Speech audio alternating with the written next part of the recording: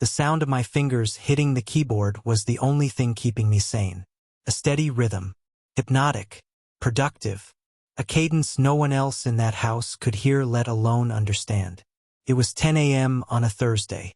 Sunlight poured through my bedroom window, illuminating dust particles floating above my monitors. On the center screen, green and blue lines of cascading code formed the security architecture of a major international company. On the left, a chat window with my team in New York and Los Angeles.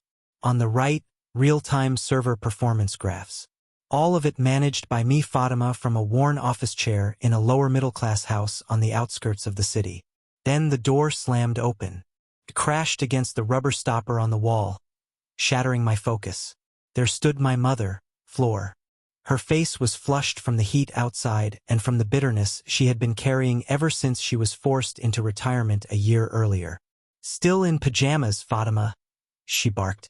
I sighed and removed my headphones that cost more than the second-hand car she drove. "This isn't pajamas, Mom. It's comfortable clothes. I'm working." Flor let out a dry, humorless laugh and tossed a cleaning rag to the floor. "Working?" she repeated, as if the word tasted like poison. "I've been cooking for 3 hours to sell food and make a few dollars. Your brother Pablo left at 5 in the morning to work construction.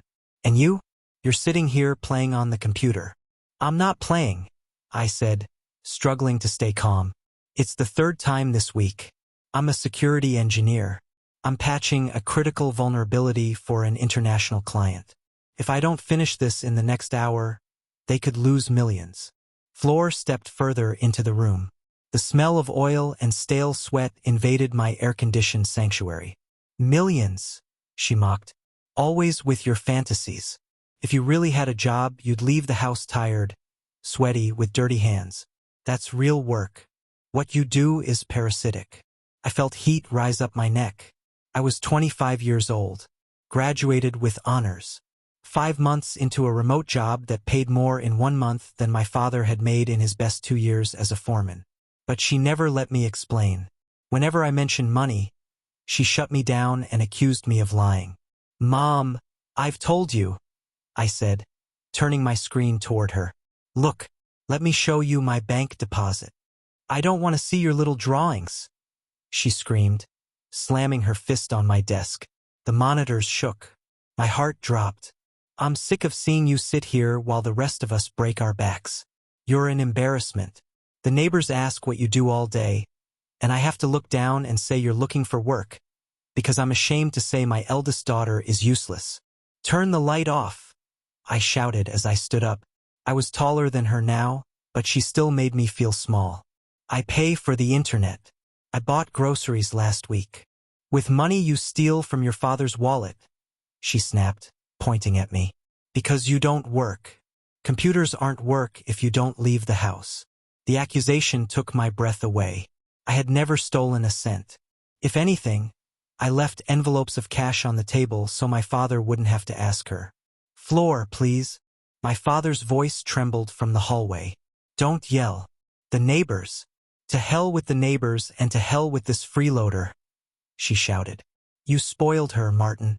My Fatima is smart. My Fatima studies. And for what? Look at her. Noon, still in pajamas." "Mom, enough," I said quietly. "I am working. I am making more money than you think. If you'd just let me." Her eyes locked onto mine. For 1 second I thought she might listen. But her pride was concrete. 50 years of resentment poured into every brick. "That's it," she said, suddenly calm. "You have until sunset." "What?" my father asked in disbelief. "She's leaving," Flor said. "Pack your toys, your screens, your clothes, and get out of my house. If you're so smart and so rich, you'll survive." "Flor, you can't." My father grabbed her arm. She yanked it away. "Either she goes or I do, and I leave you all homeless. Choose." I looked at my father. He was shaking, torn between unconditional love and lifelong fear. I couldn't do that to him. "Fine," I said. I closed my laptop. "I'm leaving." The next hour was a blur of efficiency and pain. I didn't own much clothing, but I owned equipment, servers, laptops, hard drives with years of backups. 2 suitcases. One backpack. My father sat silently on the bed.